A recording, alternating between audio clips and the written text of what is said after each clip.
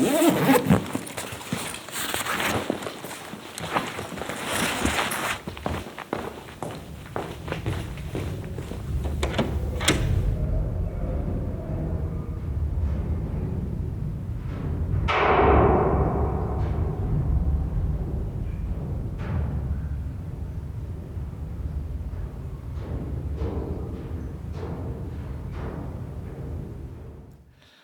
my name is Ben, and welcome to Field Foley episode 6. Today, Nathan Moody joins us, who is a multi-talented composer, musician, and sound designer who specializes in creating immersive worlds through sound.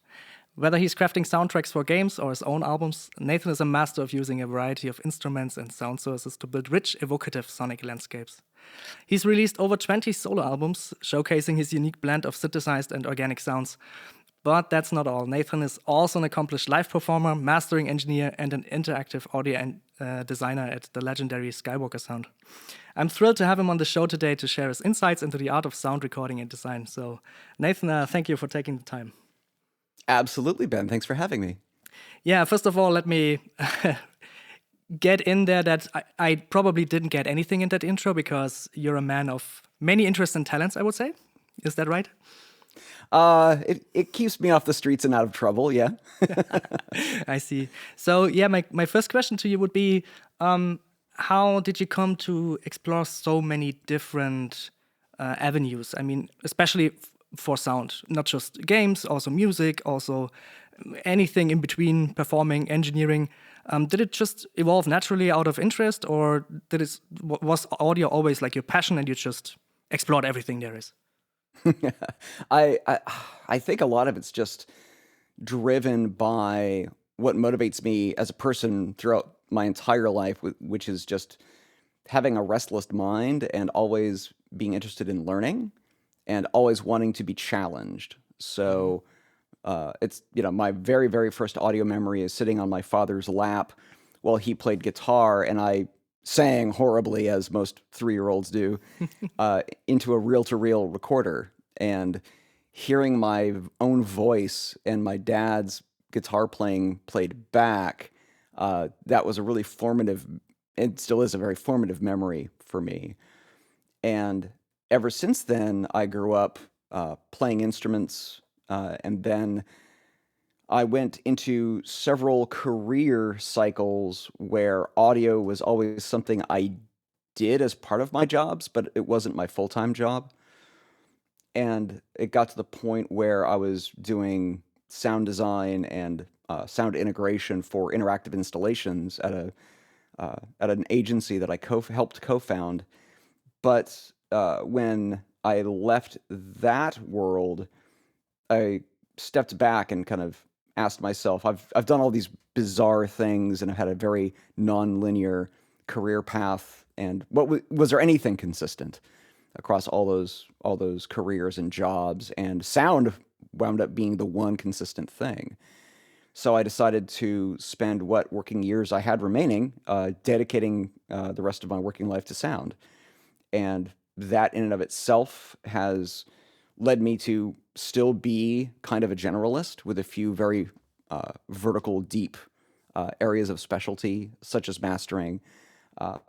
And so I think that I just love the discipline of sound and audio so much because I'm the kind of person that doesn't believe that there are any boundaries between sound art, sound design, composition, musique concrète. I think it's all the same thing. And so I really enjoy doing projects where I'm hired to do a certain function, but how I execute that job function is influenced by everything that I do and different sub-disciplines of sound.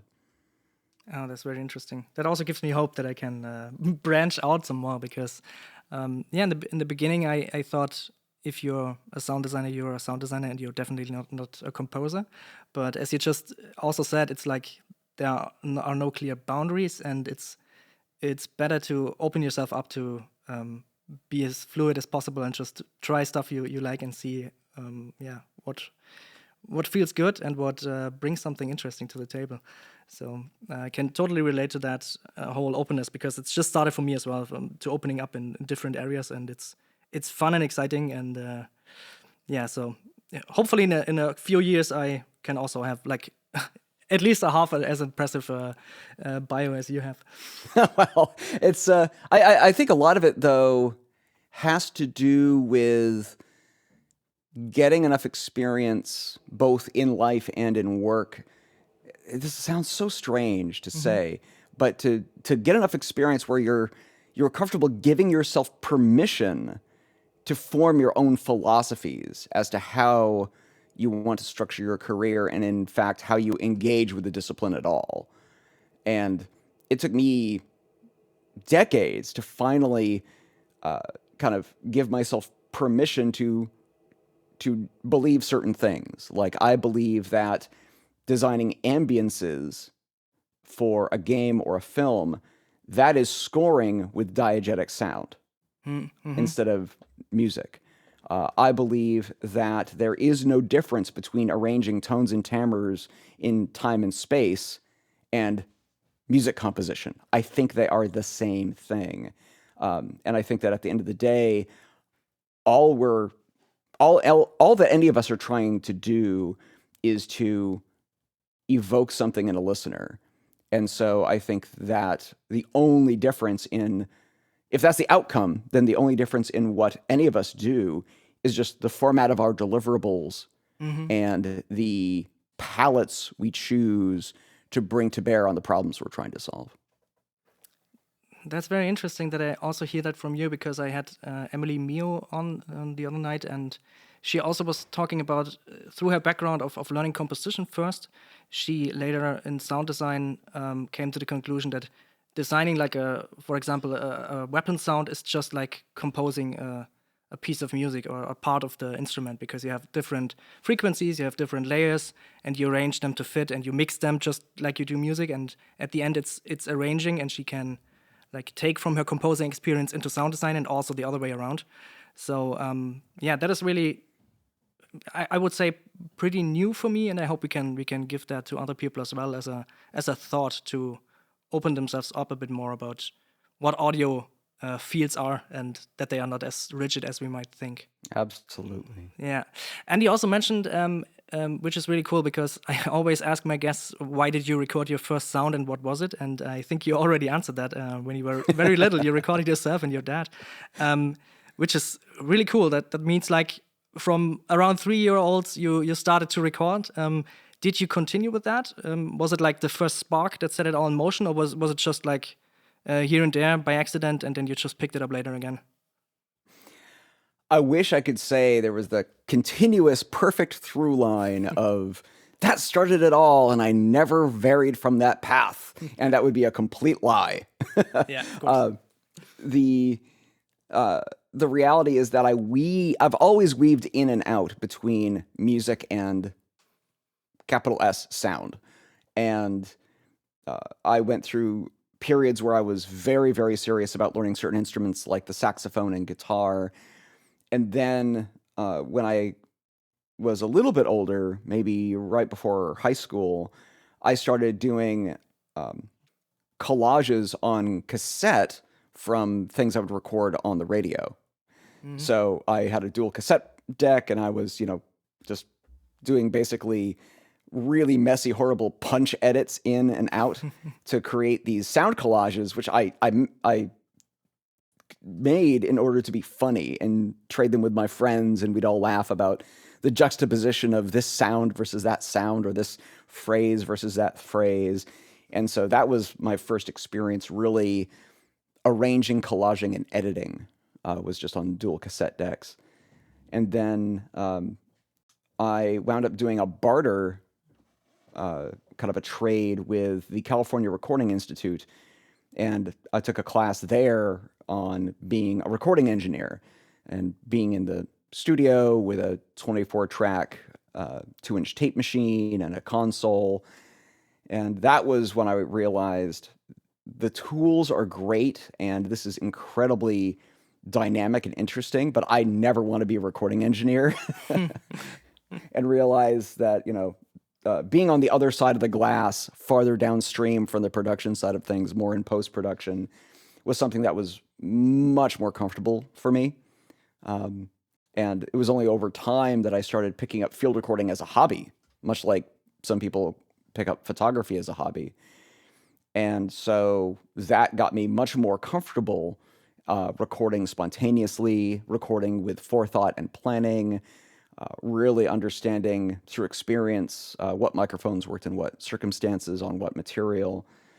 And so ultimately, all of that stuff started funneling me into sound design. And since I was working with interactive installations, probably for about 10 or 12 years, I was creating sound for software. It just wasn't in a strictly kind of games context. And so when I started to think about pivoting into game audio or into audio in general, I realized game audio was much more familiar to me because I know the software development process inside and out, and I'm actually more comfortable with that than the workflows in and around film. Mm, So that mhm. felt like a really good fit for me, and that's what I've been doing for the last several years now. Yeah. Yeah, I can relate to that because it's also for me the interactivity and the non-linearity of games is always inspiring to me because yeah, you not don't build a sound that is heard once or twice during a movie. You build it that is probably heard hundreds of times in different contexts and different reverbs and stuff like that. So it's always interesting to create something, and I feel it's much more connected to the other parts of the production because as I heard, I didn't work with big films, but normally you probably are not on set as a sound designer and yeah, throw your ideas back and forth about how something should work, how something should sound. But especially in indie production, I found that it's great to feed off each other. And sometimes I create a sound and someone draws something from it, or sometimes an artist does something and then I'll add a sound on top of that, and then we inspire each other. And I really like that kind of interactivity between creative persons. Oh, I could not agree more. I think one of the things that makes me enjoy games is the fact that it is an inherently really collaborative medium, and you get to interact with members of all other departments at various times. And I find that just endlessly inspiring. If it wasn't for games and game projects where I had to ask level designers questions, I wouldn't Hmm. know Unreal blueprints. Hmm. If it wasn't a game project where I was working on voiceover or dialogue, I I would have an opportunity to work with the narrative designers and talk about story beats and pregnant pauses and the flow of dialogue as it pertains to the relationship of characters, which might be changing over the story arc, and those kinds of discussions. If you're a sound supervisor on a film, uh, I think you have a lot more access directly to the director where some of those conversations can happen. But if you're more in the trenches or below the line, as they say, I think that Hmm. those kinds of interactions are a little less frequent. Yeah. So, yeah, talking a bit more about your work in maybe not just game audio, but yeah, that's your recent work. So maybe most of the game audio. How and when do you incorporate field and Foley recording in your sound design work? Is it like an everyday tool, or is it like you have it for specific things if it inspires you or something? That's a great question. Uh, I I suppose I use field recording as often as I can within the constraints of scope and schedule on a project. Hmm. Sometimes there's just no time and you've got to open the library and go for it. But I think a lot of us who are practitioners in this field understand that sometimes it's actually just faster to pick up a microphone and just record something quickly rather than spending time iterating through a large sound effects library, looking for just the right thing, maybe not finding it and having to throw a mic up on a stand anyway. Hmm. So I'm in my studio as we speak right now, and I'm going to do a quick count here. I've got about 5 microphones total on stands in my studio ready to record at any time. Everything from a stereo pair to a large condenser mic, which I'm using right now for the interview, to a mid-side rig. And it's just so that if I need something really quick, I can just stub something in that's a fresh original recording, and the barrier to doing that is kept as low as possible. One of the things I've realized about myself as a creative professional is I'm big on immediacy. Yeah. So when I used to play the saxophone, I'd have a melodic idea, and then I would have to sit with a reed in my mouth for 10 minutes before I could act upon that melodic idea. And hopefully I remembered what it was 10 minutes later. And so the guitar was much better for me. I grew up actually painting in oils when I was a child. And when I went to college, I switched to watercolors because watercolors actually dry, unlike oils, which often just never dry. And so for me, my recording practice is largely based on immediacy and removing those barriers to recording anything at any time. And I find, as we were speaking earlier, the difference to me between diegetic and non-diegetic sounds, the difference between something coming from a synthesizer versus coming from a field recording, to me, that's all fairly immaterial. And what really matters to me is the evocative vibe that comes off of whatever that sound is. And to me, that's what the right sound is. And I think a lot of practitioners are probably the same, but I try to go through my practice not really sweating those details that much.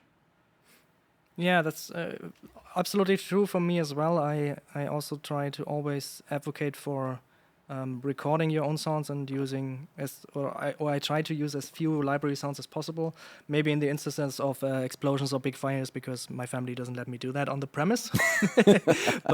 And it's also safety risk, of course. But yeah, but otherwise, I try to use it also a bit as getting away from your computer and your studio and maybe going out recording something that's connection to nature and that like crafting something. It feels a lot more like crafting something when I record something and then process it instead of sitting in the studio and crafting it.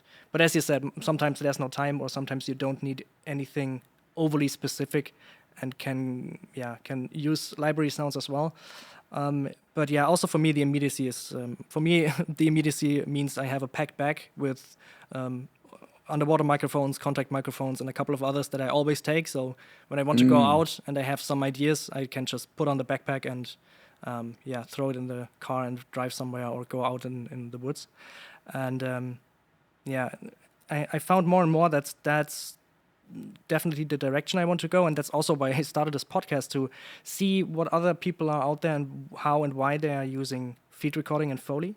And I've gotten that answer from everyone I talk to. It's oftentimes very much quicker to just record something than find it, and you really have to like do it a couple of times to completely understand it, because for outside persons, when you talk to them, it's always like it hasn't everything been recorded yet. It's just like every photo has been taken, but trying to find that is a different beast.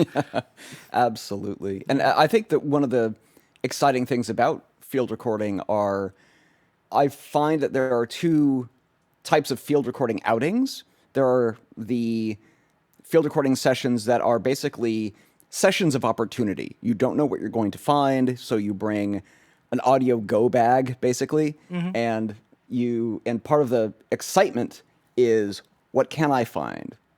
What am I going to hear that's interesting? And it's like taking a camera with you while you walk around a city. You don't know what you're going to find, and you're waiting for those moments of serendipity to capture something very evocative. And then that's very different than planning a field recording trip to record something very specific. Whether that's negotiating access to a specific location or going out to record a specific object or environment. And I find the two are very, very different. The field recording sessions that are just kind of opportunity, sound safari kind of outings, those can be really fun because you might start trying to record one thing, another sound overwhelms the soundscape, and you have the opportunity, rather than get frustrated, say, oh, I'm recording that thing now. Yeah, absolutely. And so you can pivot, and I think that freedom and flexibility is really wonderful, which is definitely different than going out trying to record a very specific thing, and then something else overwhelms the landscape, and then you have to hold for a plane or whatever it is, because that's not what you want to record. So I find that those serendipitous outings can be really rewarding and really fun as long as you promise yourself to stay flexible. Yeah, especially planes. That's my sworn enemy. And adding on to that, for doing sound work in general for you, is there a lot of experimenting and letting it happen, just like we just talked about, or is it mostly you have already something in your mind you're trying to record, and then you try to get it either in the studio or outside, or do you do a lot of let's just see what comes and then decide where to use it? I do a lot of both. I've been doing some experiments here in my own home because it's 2023 and we've had one of the stormiest years on record here in Northern California. And so I don't know what high winds in my attic sounds like. So let's throw some mics up there and see what happens. I don't know what it's going to sound like having a 5-meter long stretched spring outside during a storm. Let's slap a contact microphone on it and record and see what happens. And so I think a lot of it is just, it is constant experimentation, but I think the most important thing is just to always do that practice without expectations. And that's when a lot of the happiest of accidents happen. One of my favorite quotes about creativity is from Karen Blixen, who wrote under the pseudonym Isaac Dennison. So she wrote Out of Africa and other novels. And her phrase about a daily creative practice, which I always find really inspiring, is create a little bit every day without hope and without despair. And to me, that really exemplifies that feeling of I'm going to put the repetitions in. I'm going to build my creative muscles. I'm not going to hope that anything I ever record will be usable on any project or useful to anybody. But when they are, that's wonderful. Yeah. And so when you open yourself up to that kind of constant daily creative practice and constant experimentation, it often doesn't work out. You mentioned one of your other guests, Emily Mayo. She's been recording a sound every day for over 1,000 days without stopping. And that's wonderful. That's her getting her daily practice in. And I think that that's really vital to anyone who wants to be successful, I think, in any creative industry. Yeah, absolutely. It's also we talked also about that, and that's also what I always hear, and it always comes back to the just do the work, put the hours in, and especially like you just mentioned, enjoy the work and the process, and not the thing that comes maybe out of that. But going back to when you have a situation where you need to do something specific or do a certain sound. Do you feel like the practice helped you then to achieve that in that moment? Or is it also maybe sometimes like a chore and trying to experiment until you find that thing that you need right now for that project? Oh, it can be both for sure. I think that the constant experimentation and recordings of opportunity that prepares you for when you do need to go do something very specific. So in years and years of field recording and doing nature ambiences, I knew that when I negotiated access to a World War II freighter as a recording location, I knew that there were going to be certain areas of the ship that I was going to use mid-side recording setup on, and other areas I was going to do quad double ORTF recordings. And that knowledge wasn't because I've recorded on World War II freighters all the time. It's because I've just experimented with these setups enough that I know what to expect. And, so much of it also comes down to designing with the end in mind. So if I want something that is going to be really central, but I want it in stereo, mid-side is really natural in terms of a good fit in terms of recording format. But if I need something that really needs to be ambient and wide, especially if dialogue's going to be delivered in and around it in a mix, then I much prefer ORTF which has a much more diffuse central image and a much wider spread while still having really solid phase correlation. So you start to, through this practice and using your own sounds yourself that you record, you start to develop a shorthand for those kinds of things and understand when certain microphone designs or styles will work in what situations, especially as it pertains to things like contact mics and hydrophones and things that are not just your standard dynamic or condenser mics. Yeah, that's a good point. Yeah, so you develop an ear, so to say, just like the photographer develops an eye for something, and you have that background of technology to know what to bring and how to tackle it, and then yeah. Yep. But one of the wonderful things is that it's sound and it's in the field. So you're always, at some point, you're going to be wrong. You're going to guess Yes, wrong. yeah. And that's, of course, where most of the great learning comes from is, making the wrong choice and then just being self-reflective on your own practice and asking yourself, why didn't that work? Why isn't this gluing together, or why does it feel diffuse where I want it to be specific? Why do the transients feel mushy instead of punchy? And so you start to look back at you have to look back at all the decisions you made to get to that recording, and then tick off each of those decisions one at a time and ask yourself, was that the right or wrong decision? And obviously there's no right or wrong in art. It's all Of course, yeah. Shades of appropriateness. So I think that it's also important to remember that the best recorder is always the one that you have with you. The best microphone is the one you're using at that time. And the best recording that you get is the best that you could have done under the circumstances. And so I think it's important to always apply some kindness to yourself if something doesn't go the way you want it to, and just put that in your quiver of tools for the next time. Yeah. Yeah, I think that's also something I've hopefully learned over the last few years, is to accept and embrace failure, because it always teaches you something. And just like you said, I have some recordings that I wished I had something else there, but I'm glad I got like the sound, and I could have used it and or used it, and I also learned something for next time. So yeah, that's, maybe be kind to yourself is a very good advice. Oh, how many times have I recorded using, say, a contact microphone, and I didn't secure the cable, and so the cable's whacking in the wind, and that sound of a very thin audio cable is very distinctive. I have used that recording of a whacked around audio cable so many times as like a transient sweetener or whatever. And so like, you just never know these things that don't go well.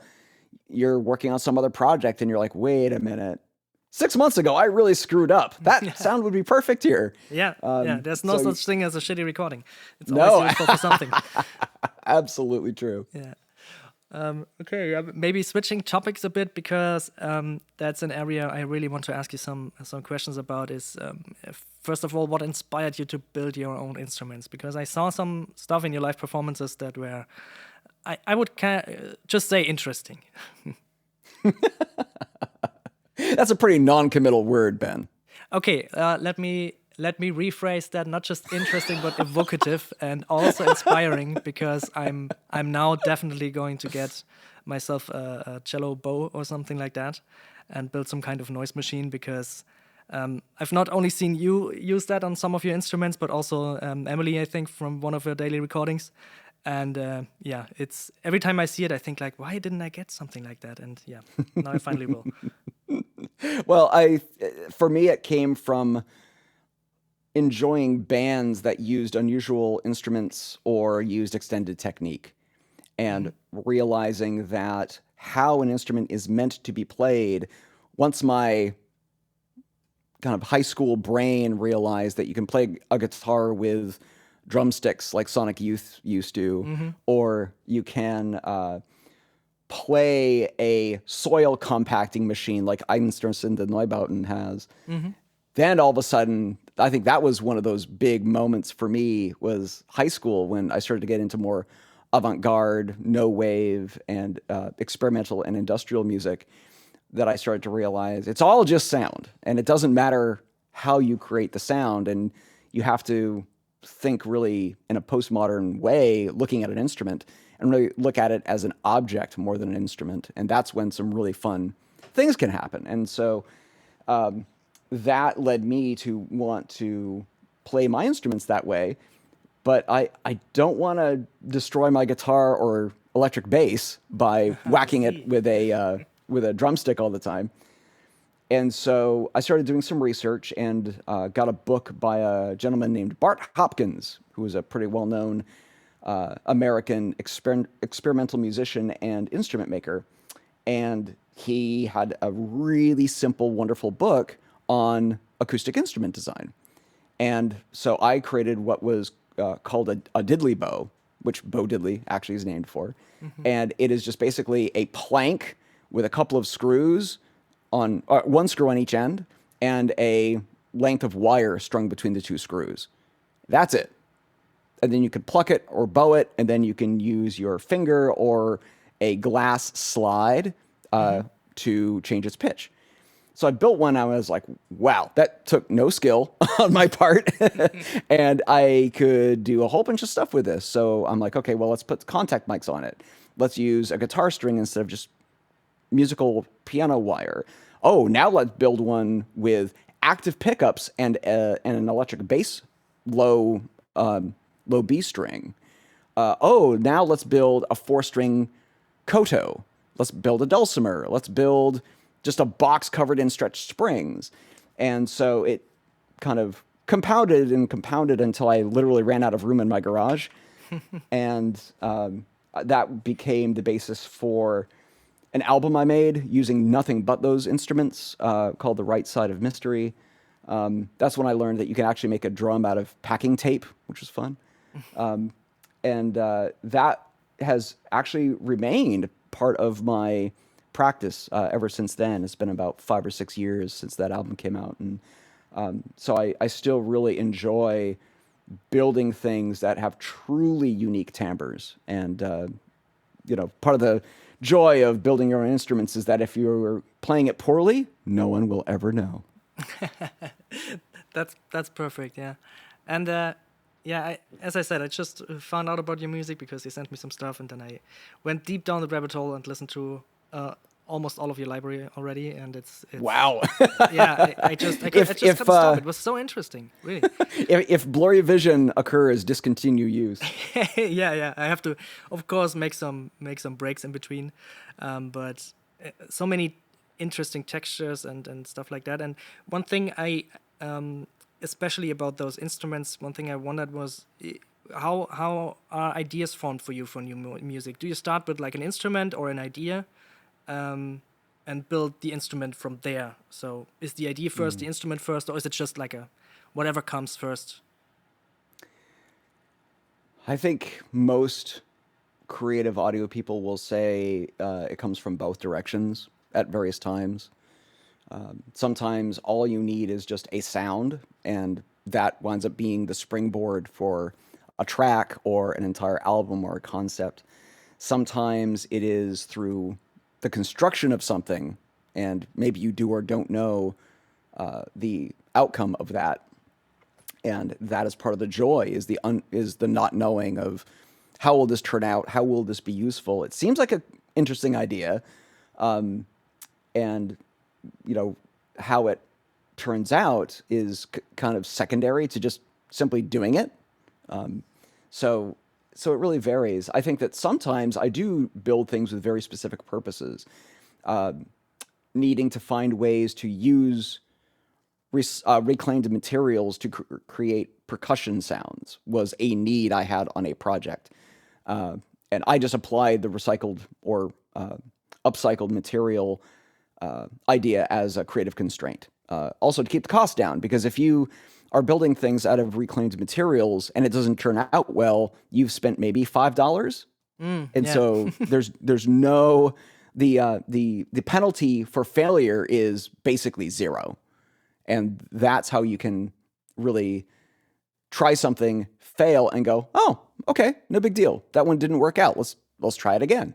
But sometimes it doesn't work out. I have a big metal C stand or Century stand in my garage. And for the last 2 years, it's had a huge plate of thin, cold rolled steel hung from it. And I thought I was going to use that kind of as my own homemade plate reverb. And that really didn't work out. And then I tried to bow it, and it made some cool sounds, but it was utterly not musical in any way. But that's okay. I recorded what I could and used that in a couple of projects that I've worked on. And it's still in there. It's still hanging in my garage, much to my wife's dismay. And but it's still there because it's like there's something else waiting to be done with it, and I just don't know what that is yet. So, that joy of experimenting and just the sense of play, frankly, is a big thing for me. I've had a lot of people describe my work saying that it can be dark in terms of tone and emotional content, but that they feel like there was still in the recording, they can hear a lot of joy in its making. And that almost drove me to tears when someone told me that, because I'm like, that's exactly how I feel when I'm doing it, is that the end result may be bleak or desolate sonically, but there's so much joy happening when I'm composing or performing or assembling pieces like that. And I hope that comes through, but that's for the listener to decide. Yeah, I can definitely attest to that. Especially what for me was interesting is that your newest album that you sent me a download code for it. I think it should be out by the time this podcast goes live. A vast unwelcome. I think it was the last or now the second to last track, Outwards from the Eye. There is percussion starting somewhere in the middle that builds and builds, and those kind of moments really, like, always. I was always surprised that those kinds of moments are in there, because in the beginning it's like, okay, you think it's an ambient album with some dark overtones and interesting instruments, ideas, but then you have different elements that you don't really expect, and especially about the percussion in Outwards from the Eye. Can you talk a little bit about that? Maybe if you remember what you used and or why you did decide to add something like that, like building something like that on top of that. Sure. For I think positive artistic reasons and for very negative commercial reasons, I love having my work be unpredictable. So I love having my listeners not be able to expect what the next album might be. It might be completely musique concrète played by the wind. It might be all entirely made by a modular synthesizer, or like a vast unknown, it could be made almost entirely through metallic objects. And I like to do that within a certain piece as well. And I think one of the biggest creative challenges to anyone, I think, is how do you do the unpredictable with it, but still have it fit in context? And so for me, percussion is often one of those things that I rely on to be unpredictable, because a lot of my work typically doesn't have percussion. Yeah. And part of that is purposeful. I find that when I start composing with rhythms first, I wind up immediately relying on all of my old compositional crutches, and all of my music starts to sound the same. And so I usually put percussion in much later, after the bones of the composition are laid out. And what often happens is that then I wind up filling up the sonic and rhythmic spectra, and there's no room for percussion anymore. And so on a vast unknown, I try to leave a fair amount of negative space for percussion to still happen. And so for me, on that track you're mentioning, Outwards from the Eye, I just felt like I wanted there to be a journey that started dark and ended in a lighter place. And so for me, having even though the percussion was heavy and kind of industrial in tone, it felt like it added kind of a movement to the last movement.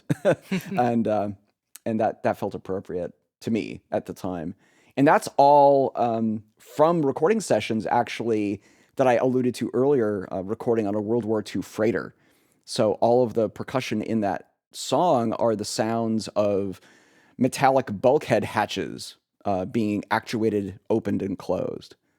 Oh, that's very interesting. Yeah, I was trying to think of what you could have used, but I would have never guessed that this was the case. Of course, but yeah, that's always interesting if you have something really specific that, yeah, if no one asks you about it, it's just percussion, but great percussion. But if you start asking and digging the hole, you you get some really interesting answers there. That's cool.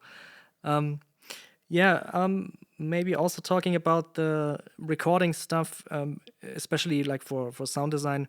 What's your take on trying to create some more, I would say, realistic soundscapes? And what I mean by that is, for example, we are all used to those over exaggerated sword sounds and swoosh sounds. And when I Mm. first started out, of course, I thought most of the sounds were like the real ones. And then I swung a sword and I was very disappointed and started to swing like a branch and thought like, okay, that's interesting. And got it more and more into this. Yeah, that's how it's supposed to sound like. But in recent times, I try to steer at least a bit into less over the top and less expected sounds, which is a bit difficult sometimes because, of course, clients and also like the customer expects some kind of sonic landscape and you have to deliver something.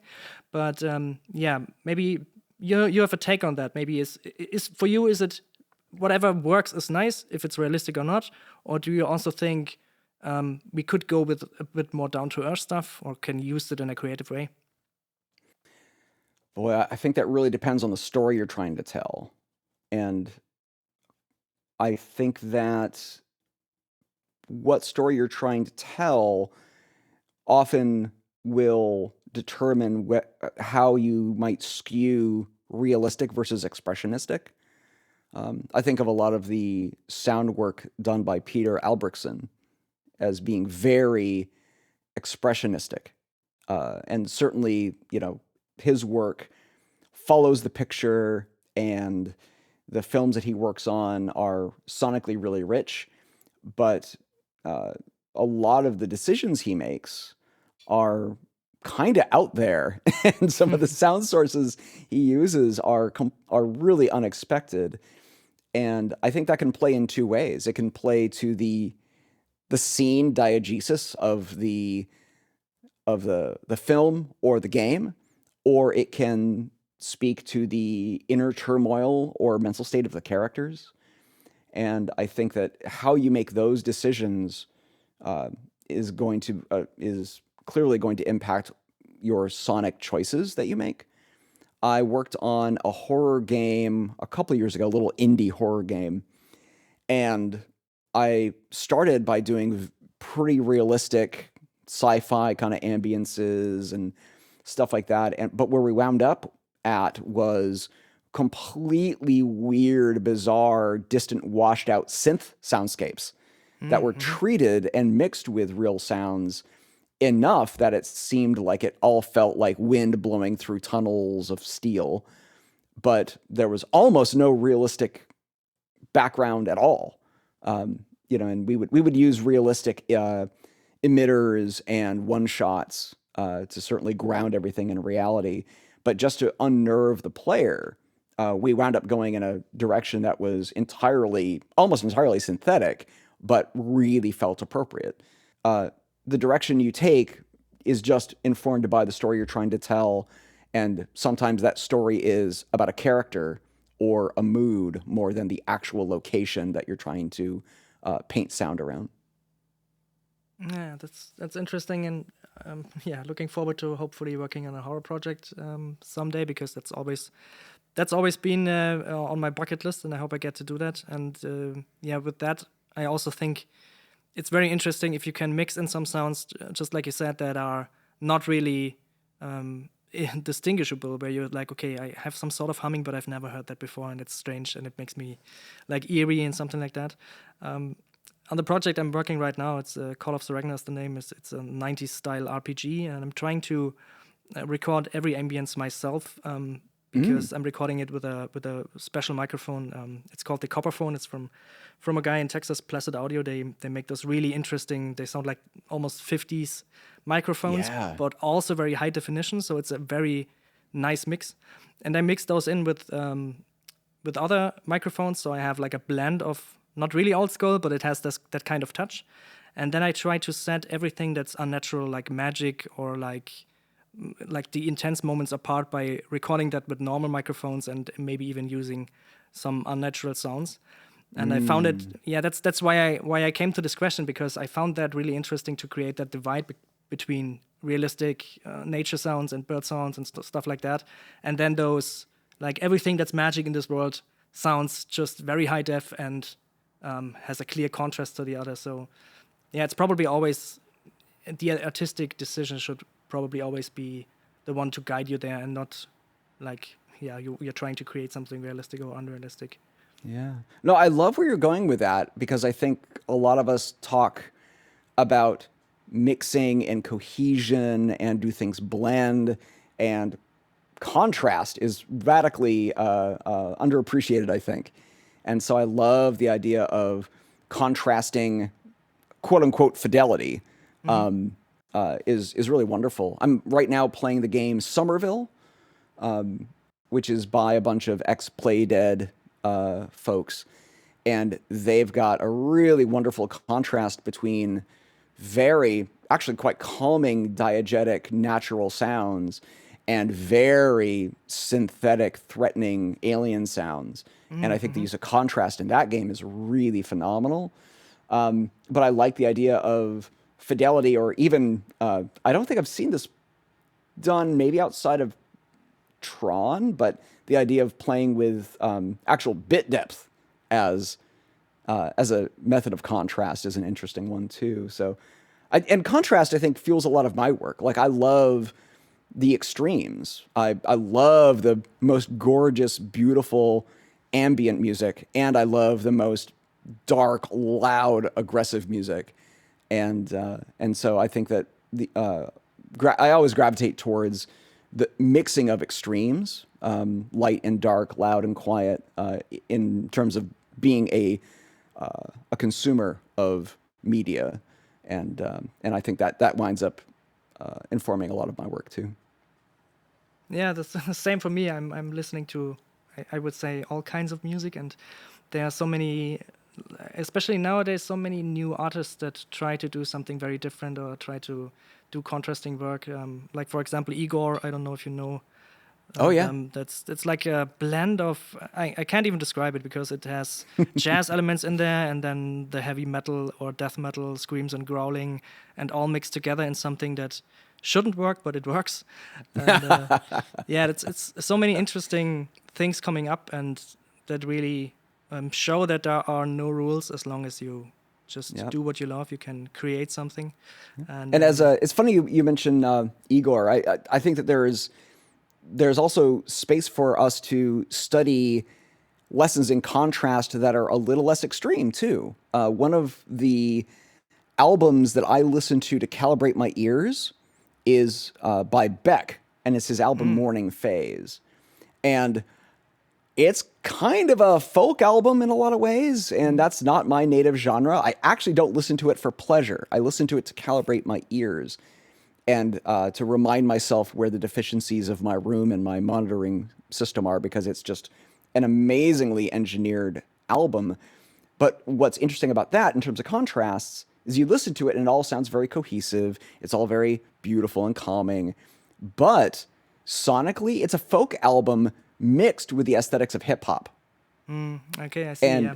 And so if you listen to the bass and the drums, which are calm and they're reserved, the low end of that album is insane for what's ostensibly a folk album.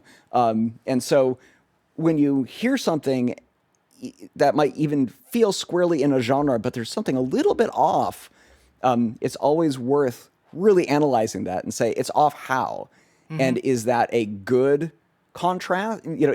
How purposeful was it? Was it a purposeful contrast to hit home a certain point, or just give that track or that artist a certain voice? Or does it feel incongruous? And, I think that as creators, I think most of us love straddling that line. And of course, the risk is we might think it's cool, but it's only ever judged in the ears of the listener. And so you just have to make your choices with intention. And I think as long as you're doing something with great intention, the outcome will be self-evident and will be successful. That's a good point. I really need to listen to that album then, because for now, my go-to Calibrate song is by Adele, and it's just because I heard Rolling in the Deep first on my first grade headphones I got, and when I first got a preamp and something other than just listening with headphones on a phone, and I really like the mixing and mastering on that track, and so since then it's been my go-to track to just get me into that space of how I want things to sound, and or maybe differ from that. So but that's interesting. I'm gonna listen to that as well.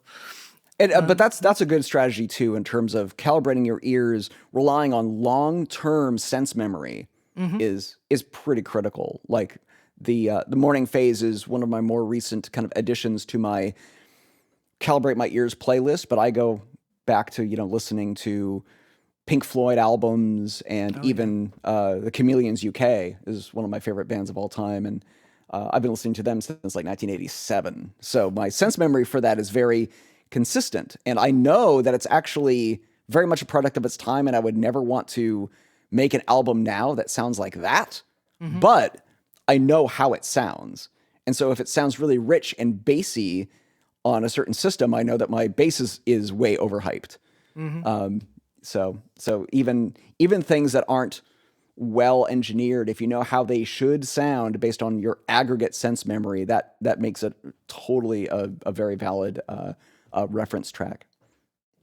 Yeah, absolutely. A surprising moment for me was when I learned that the composer for some of the Hotline Miami soundtracks was like a 17-year-old in his basement on like cheap $15 monitor speakers, and it sounds absolutely great. I still love that soundtrack. I mean, it's a bit rough, but it's fitting for the game, and I've been pumping it for a while, especially for sports or something like that, and that really opened my mind to, just like you said, you just need to know how something should sound on the system you know, or in the environment you know, and if you have that kind of reference, and you can adjust for that. And Totally. And I love stories like that. I love the DIY, not just aesthetic, but philosophy. And I just love hearing stories of people doing things that are really impactful with the barest minimum, or even equipment or techniques people would consider wrong. I think that's beginner's mind that so many of us lose the more we do this.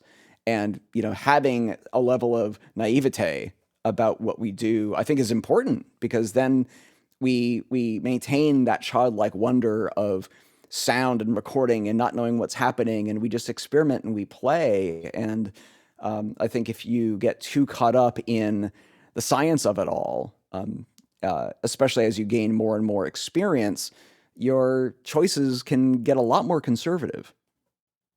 Yeah, exactly. If you have that frame around, that will also be, at some point, your experience will also be that kind of constraint, and you need someone new to show you that does something that you would consider wrong at the first moment. So it's a good point to give to other people, to always be open to try something that you think is totally wrong.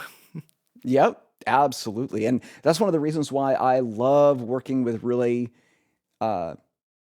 diverse teams, and teams especially that have a wide age range, because then you get the best of all worlds. You get the people with a lot of experience who have tried a bunch of things that didn't work, and they can save you that headache. And then you have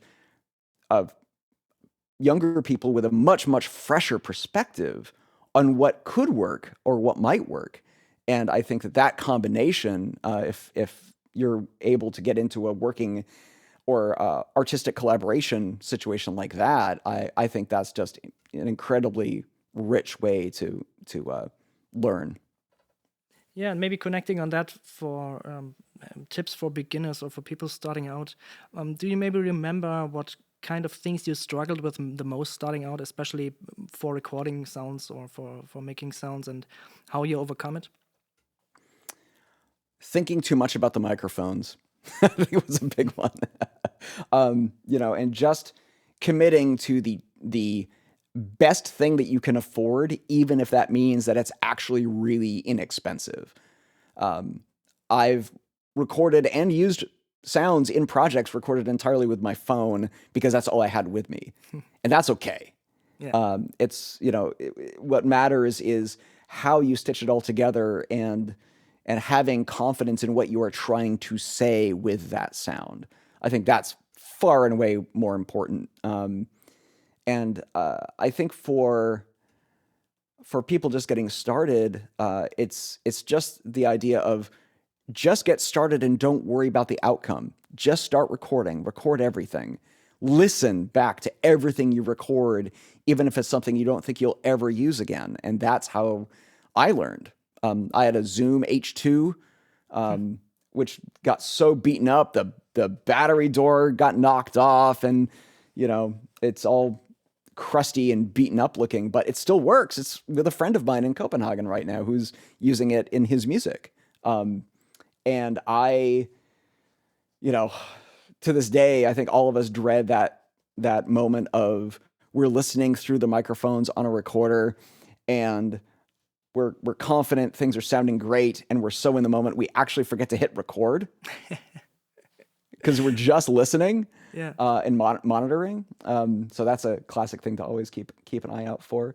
But yeah, I think it's just the repetition and the doing of it, and then as much as you're able, analyze the outcome and ask yourself, with what I have, which can be very little, if this didn't come out the way I wanted it to, what might I do to tilt success in my favor the next time? And do that every time you go out. Reflect every time on every recording that you make. And that was really what helped me a lot when I first got started. I think the other thing that people need to remember is how unbelievably small the world of post-production audio, game audio, and music are. Because when you have a question, you might be following someone on social media who maybe knows the answer, and you might figure, oh, they're really busy professionals. There's no way they would ever respond to me. Let me tell you, just try it. That's your success rate is going to be way, way higher than you might ever possibly think, because we're all creative people and we're all super passionate about what we do.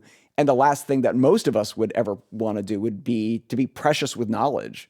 And we want to share our passion. And we would love to help folks who are earlier in their journey than us, save them from some of the headaches that we went through and some of our missteps. So reach out and contact your heroes. I think you'll be constantly surprised how frequently you will get a respectful and very informative response. That's very good advice, and I can attest that that's true. I was also very surprised of some of the contacts I've made just on a whim. Yeah, so I think for now I'm all out of questions. So the only thing that's left is, do you want to plug anything? Of course, your new album, because everyone should listen to it. I find it's absolutely amazing. If you have anything else, feel free to shout out. Sure. So my personal website is noisejockey.net. And if anyone wants to check out my music, that is available at nathanmoody.bandcamp.com. Okay. So thanks, and have a great rest of your day. Thank you so much, Ben. This was a blast.